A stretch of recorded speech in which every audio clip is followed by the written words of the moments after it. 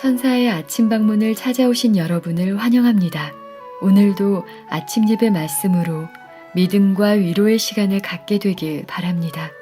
성도 여러분 안녕하세요. 오늘도 아침 예배에 찾아오신 성도님들을 진심으로 환영합니다. 혹시 근심 걱정에 눌린 분들이 계십니까? 그렇다면 1세기 성도들은 어떻게 고난과 시련을 극복하며 살았을까요? 오늘 말씀을 통해 이김을 주시는 주님을 붙잡고 앞으로 전진하는 모든 성도님들 되시길 바랍니다. 이제 기도하겠습니다.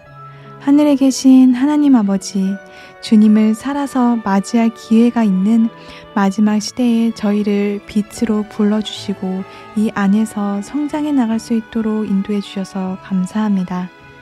이 시간 저희 눈을 이 땅이 아닌 하늘로 인도해 주시옵시고 오늘 말씀을 듣는 분들 중에 고민과 염려에 눌린 분들이 계시다면 각자 형편에 필요한 말씀으로 위로와 소망을 주시옵소서.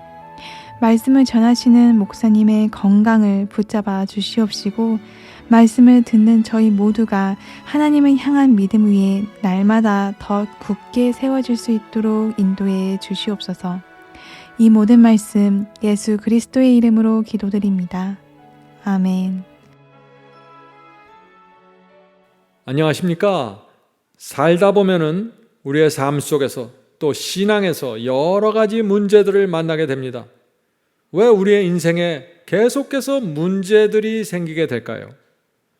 이 고민과 문제들을 만드는 근본 원인이 무엇일까요? 오늘 이 중요한 문제를 살펴보도록 하겠습니다. 성도 여러분, 왜 사람들이 죄를 승리하지 못할까요? 왜 순종하지 못할까요? 믿음입니다. 전능하신 하나님께서 살아계셔서 내 곁에 계신 것을 믿지 않기 때문입니다. 다른 이유가 없습니다. 정말 하나님께서 존재하시고 그분이 살아서 내 인생을 인도하시고 나와 함께 하신다는 것을 믿으면은 우리는 다른 삶을 살 수 없게 되는 것입니다. 사람들은 왜 뒤에서 몰래 숨어서 다른 사람을 흉보고 흠집을 내라고 할까요? 왜 그럴까요? 믿지 않기 때문입니다. 하나님께서 살아계셔서 다 지켜보시고 모든 상황을 주관하신다는 사실을 믿지 않기 때문입니다. 믿음입니다. 신앙이 진지하지 않고 간절하지 않은 이유가 무엇일까요? 믿지 않기 때문입니다. 하나님께서 살아계신데 믿지 않는 것입니다. 상 주시기 위해서 기다리고 계신데 믿지 않는 것입니다. 그래서 자꾸 무너지는 것입니다. 성도 여러분, 우리가 정말 우주를 만드신 하나님을 믿으면은 우리 마음이 달라집니다. 하나님을 생각하면 가슴이 고동치고 떨리게 됩니다. 아무리 어렵더라도 하나님을 생각하면 마음에 쉼이 생기고 영혼이 안정됩니다. 힘이 생깁니다. 그것이 믿음입니다. 성도 여러분, 믿음으로 이 세상에서 구원받는 것입니다. 어떤 장로님이 제게 아주 깊은 고민을 털어놓았습니다. 그 장로님의 고민은 이것이었습니다. 목사님, 제가 정말 하나님께서 살아계시다는 사실을 믿으면 이렇게 뜨뜻미지근하게 살지 않겠습니다. 제 문제는 하나님께서 정말 계시고 그분이 나를 인도하신가를 믿지 못하는 것입니다. 놀랍지 않아요? 이분은 모태교인입니다. 장로입니다.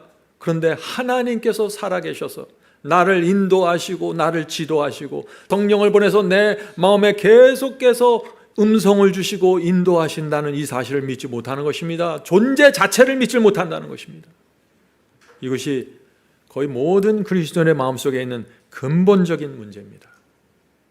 성도 여러분, 생각해 보세요. 사람들이 왜 복음을 위해서 헌신적인 헌금을 드리지 않을까요? 왜냐하면 그것을 낭비라고 느끼기 때문입니다. 믿지 않기 때문입니다. 하나님이 보이지 않고 느껴지지도 않고 믿지 못하는데 어떻게 희생하고 헌신하고 복음을 전하겠어요?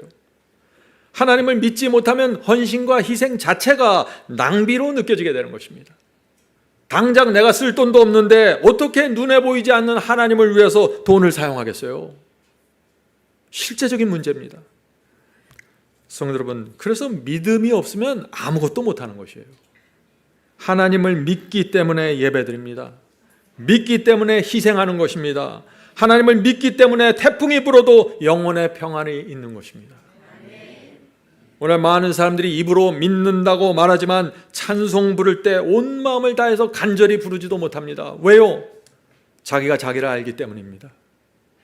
자신이 온 마음을 다해서 하나님을 믿지 않는다는 것을 내가 알기 때문입니다. 성도 여러분, 오늘 말씀은 단순한 것 같지만 깊이 묵상해야 될 말씀입니다. 기도할 때 우리가 간절하게 기도하지 못하는 이유가 무엇일까요? 하나님께서 계신 것과 그가 자기를 찾는 자들에게 반드시 상 주심을 믿지 않기 때문입니다. 다른 이유가 있습니까? 내가 정말 그것을 알고 믿는다면 내 온 마음을 다해서 하나님께 기도하게 되는 것입니다. 하나님께서 살아계셔서 내 기도를 지금 들으시고 나를 최선의 길로 당신 뜻대로 인도하신다는 사실을 믿으면 기도가 달라지게 된다는 것이죠. 성도 여러분, 잊지 마세요. 모든 것은 믿음의 문제입니다. 많은 사람들이 하나님을 믿는다고 말하는데 온 마음으로 믿지 않습니다. 말씀을 읽지만 긴가민가 합니다. 만졌다 놨다 만졌다 놨다 계속 이러고 있는 것입니다. 하나님께서 나와 함께 계시고 주께서 나를 인도하신다는 이 사실을 정말 믿으면 어떻게 될까요? 우리 인생은 곧바로 행복과 만족과 풍요로움으로 들어가는 것입니다. 내 현재 상황에 상관없이 말이죠. 생각해 보세요. 사마리아 여인이 우물가에서 예수님을 만났습니다. 예수님을 믿게 되었습니다. 오랜 시간에 걸려서 서서히 감동과 행동이 나타났나요? 아니죠. 온 마음으로 주님을 믿었을 때 즉시 그 마음속에 변화가 꿈틀거리면서 시작된 것입니다. 믿음은 그런 것입니다. 믿음은 있고 아니면 없는 것입니다. 자, 질문 드리죠. 하나님께서 살아계신데 왜 우리는 때때로 침울함과 외로움을 느끼게 될까요? 이것도 사실입니다. 성도 여러분, 하나님께서 우리를 사랑하시고 우리를 기다리고 계십니다. 탕자를 기다리는 아버지처럼 날마다 우리를 기다리십니다. 그러나 우리는 이 땅에 살면서 하나님을 볼 수도 없고 만질 수도 없습니다. 그래서 믿음이 필요한 것입니다. 하나님께서 살아계신다는 것을 믿는 믿음이 필요한 것입니다. 히브리서 11장 1절 보죠. 히브리서 11장 1절. 믿음은 바라는 것들의 실상이요 보지 못하는 것들의 증거이니. 하나님은 살아계시고 우리를 기다리신다는 것을 믿으면 놀라운 신념과 확신을 갖고 살게 되는 것입니다. 그것이 믿음이 있다는 증거입니다. 믿기 때문에 그렇게 사는 것입니다. 하나님은 보이지도 않고 만질 수도 없습니다. 그래서 때때로 고아처럼 외로움을 느낄 때가 있는 것입니다. 어떤 때는 눈물이 납니다. 그래서 믿음이 필요한 것입니다. 시편 27편 10절입니다. 내 부모는 나를 버렸으나 여호와는 나를 영접하시리이다. 세상 부모는 가난하고 힘들어서 나를 버릴 수도 있습니다. 그러나 여호와는 나를 영접하신다는 것입니다. 이 세상은 나를 환영해 주지 않아도 여호와는 우리를 영접해 주십니다. 이것을 믿는 것이 믿음입니다. 하나님의 사랑과 그분의 인내와 그분의 자비를 믿어야 하는 것입니다. 자, 질문 드리죠. 여호와께서 언제 우리를 영접하십니까? 언제? 여호와께서 언제 우리를 직접 영접하시나요? 주께서 재림하실 때입니다. 예수께서 오실 때 온 하늘이 우리를 영접합니다. 주께서 이렇게 우리에게 말씀하실 것입니다. 그동안 수고했다, 고생했다, 견디어줘서 고맙다. 착하고 충성된 종아, 내 상이 크도다. 이 말씀 한마디를 듣기 위해서 우리가 이 길을 가는 것입니다. 그날의 모든 보상을 우리가 받게 되는 것입니다. 우리가 그것을 믿으면 우리가 즉시 마음이 행복하고 풍요로움으로 채워지게 된다는 것이죠. 성도 여러분, 오늘 저는 이 재림신앙, 그리스도의 재림을 기다리는 이 신앙을 높이 들어올리러 갑니다. 그래서 지금부터 이 설교 끝날 때까지 재림신앙을 우리가 좀 살펴보러 가는 것입니다. 왜냐하면 이 재림신앙으로 들어가면 우리의 인생이 크게 회복되기 때문이죠. 자, 질문 드립니다. 예수께서 승천하실 때 그 모습을 바라보는 제자들의 마음이 어떠했을까요? 어제까지만 해도 주님과 함께 앉아서 식사하고 말씀을 들었습니다, 제자들이. 그런데 오늘 예수께서 공중으로 몸이 둥둥 떠서 올라가는 것입니다. 제자들이 그 모습을 보는 것입니다. 그들의 마음이 어땠을까요? 사도행전 1장 8절부터 11절 말씀 보겠습니다. 오직 성령이 너에게 임하시면 너희가 권능을 받고 예루살렘과 온 유대와 사마리아 땅끝까지 이르러 내 증인이 되리라 하시니라. 지금 예수께서 이 제자들에게 땅끝까지 복음을 전하라는 간곡한 부탁을 남기십니다. 이 말씀을 마치시고 저희 보는 데서 올리워 가시니 구름이 저를 가리워 보이지 않게 하더라. 얼마나 기가 막혔을까요? 예수께서 하늘로 둥둥 떠서 올라가는데 보이지 않을 때까지 쳐다보고 있는 것입니다. 이제 예수님은 없고 제자들만 이 땅에 남아졌습니다. 그들이 어떨까요? 마치 부모를 잃은 고아처럼 참 답답했을 것입니다. 어떻게 해야 되나 막막합니다. 10절입니다. 올라가실 때 제자들이 자세히 하늘을 쳐다보고 있는데 흰옷 입은 두 사람이 저희 곁에 서서 가로되 갈릴리 사람들아 어찌하여 서서 하늘을 쳐다보느냐. 이들이 크게 당황해서 하늘을 쳐다보고 어쩔 줄을 모르고 있는데 두 천사가 와서 이들을 위로하고 희망을 주는데 무엇으로 희망을 줍니까? 재림으로 희망을 주는 것입니다.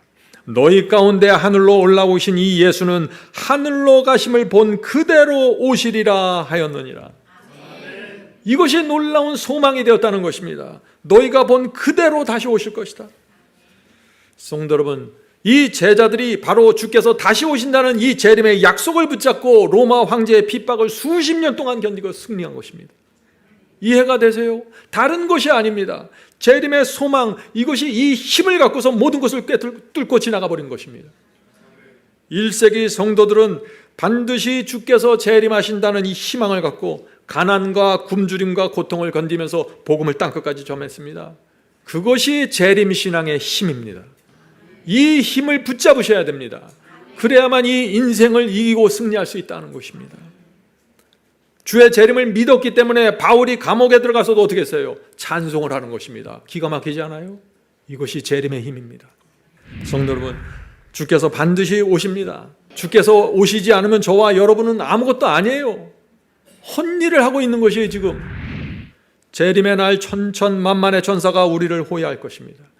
그날 죽은 성도들과 가족이 만나서 부모와 형제들이 만나서 기쁨의 눈물을 흘릴 것입니다. 우리가 그날을 바라봐야 될까요? 그것이 유일한 희망입니다. 인생이 참담하고 무너져서 출구가 보이지 않을 때 주께서 오심을 바라보십시오. 그것이 예수께서 우리에게 주신 희망의 기별입니다. 디도서 2장 13절입니다. 디도서 2장 14절. 복스러운 소망과 우리의 크신 하나님 구주 예수 그리스도의 영광이 나타나심을, 재림을 기다리게 하셨으니, 지금 바울은 복스러운 소망, 재림을 복스러운 소망이라고 지금 말하고 있는 것입니다. 재림의 소망을 품은 자와 마음에 품은 자와 품지 않은 자는 하늘과 땅 차이입니다. 재림을 소망으로 바라보고 기다리는 사람과 관심 없는 사람은 완전히 다른 삶을 살게 되어 있는 것입니다. 고린도전서 15장 17절부터 20절입니다. 그리스도께서 다시 사신 것이 없으면, 부활하신 것이 없으면 너희의 믿음도 헛되고 너희 여전히 죄 가운데 있을 것이요. 주께서 부활하지 않았으면, 우리가 부활을 믿지 않으면 무슨 의미가 있나? 죄에서 빠져나올 수 없다는 것입니다. 예수께서 재림하실 때 그 부활이 없다면 죄 속에서 살게 된다는 것입니다.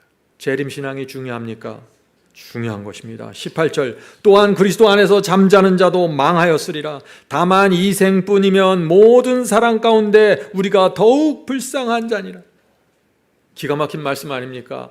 우리가 살다가 죽어서 그냥 끝나고 아무것도 없고 재림도 없고 부활도 없다면 우리는 망한 거고 우리는 가장 불쌍한 자가 된다는 것이에요. 왜요? 주의 재림과 부활을 기다리면서 힘들게 고통스럽게 모든 가난과 고통을 이기고 나가니까 말이죠. 이 세상 쾌락도 누리지 않고.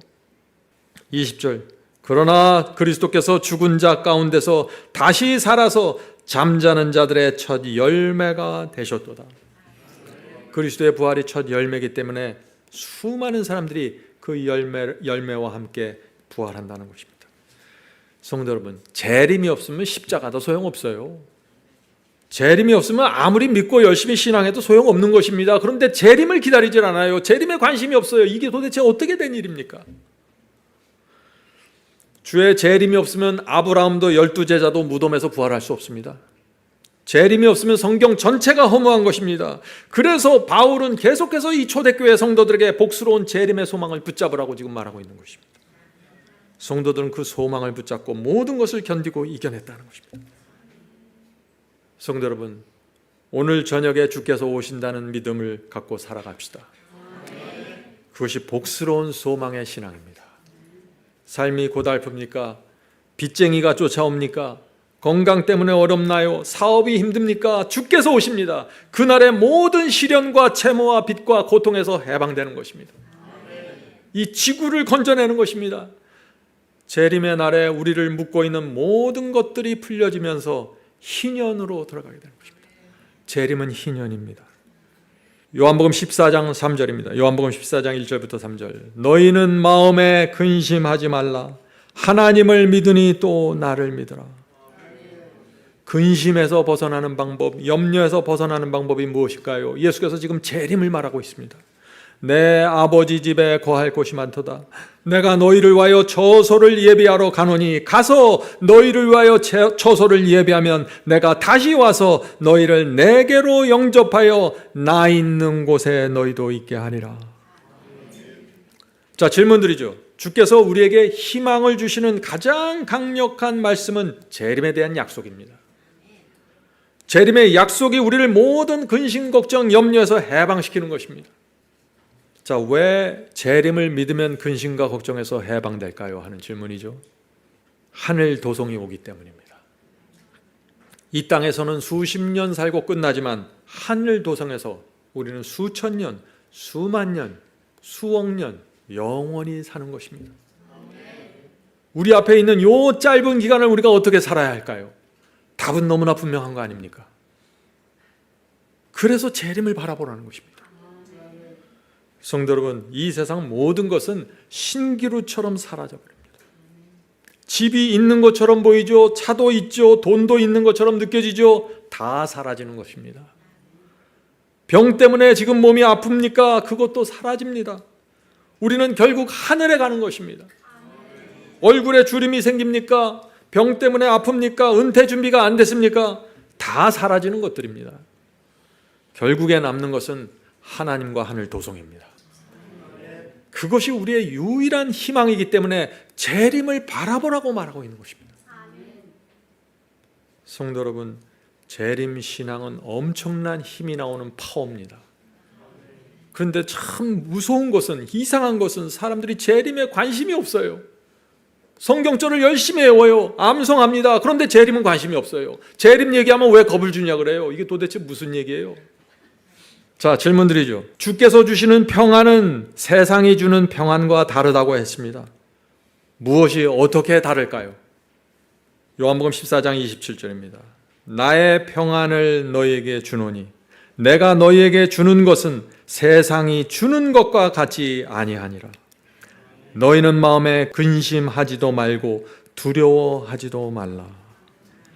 성도 여러분, 오늘 말씀을 들으면서 정말 이 근심과 염려와 두려움에서 어떻게 해방되는 것인지 정확하게 마음에 받기를 제가 간절히 바랍니다.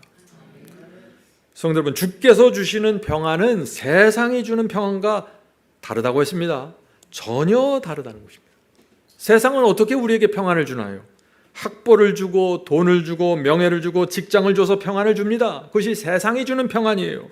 그래서 이 세상이 주는 그 학벌이 없고 돈이 없고 명예가 없고 직장이 없으면 평안을 가질 수가 없는 것입니다. 그러나 주님께서는 그런 것들로 평안을 주지 않는다는 것입니다. 주께서는 우리 마음에 내가 다시 온다는 약속을 주심으로써 우리 마음에 평안을 주신다는 것입니다. 놀랍지 않습니까? 그 약속을 마음에 받으면은 내가 가진 것이 없고 아무것도 없어도 마음이 평안하다는 것입니다. 왜요? 이 세상은 잠시 지나가는 나그네 길이기 때문이죠. 성도 여러분, 하나님의 약속, 하늘 도성에 대한 그 약속으로 모든 것을 이기고 극복하는 것입니다. 그것이 이 세상이 줄 수 없는 평안입니다. 이해가 되십니까? 예, 반드시 이 평안을 누려야 합니다. 이제 마치겠습니다. 성도 여러분, 우리 삶의 모든 문제, 모든 고민과 두려움의 원인은 믿음입니다. 하나님께서 살아계시고 우리와 함께 하시며 반드시 우리를 데리러 오신다는 그 재림의 약속을 믿지 못하면 흔들리고 무너지게 됩니다.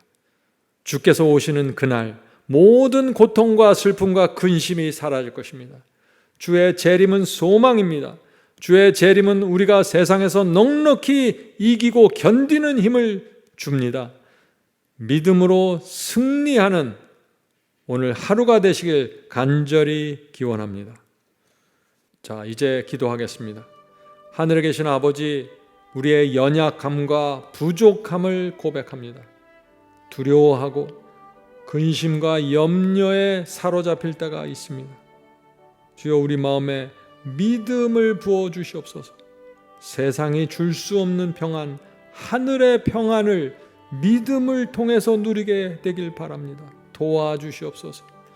주의 재림의 소망을 굳게 붙들게 하시고 이 땅의 모든 고난과 시련을 재림의 소망으로 이겨내게 해 주시옵소서. 주님, 오늘도 저희와 함께 하시고 동행해 주시옵소서. 주님을 믿고 의지하는 삶이 얼마나 복되고 아름다운지 경험하기를 원합니다. 인도해 주시옵소서. 모든 말씀 예수 그리스도의 이름으로 간절히 기도드립니다. 아멘. 성도 여러분, 마지막 사명에서는 아침 예배 채널을 유튜브에서 별도로 운영하고 있습니다. 아침 예배 채널에서는 매일 새벽 4시에 예배 영상이 올려지고 있으며 특별히 아침 9시에 예배가 진행됩니다. 아침 9시 예배가 아침 예배 채널의 독특한 특징입니다. 원하시는 분들은 유튜브에서 아침 예배 채널을 별도로 구독 신청하여 주시면 저희와 함께 아침마다 예배 드릴 수 있습니다. 매일 아침마다 하나님의 말씀으로 저희 모두가 주 앞에 나와 예배 드리는 신앙으로 함께 나가게 되길 간절히 바랍니다.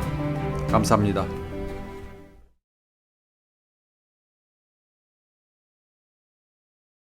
Nearer, my God.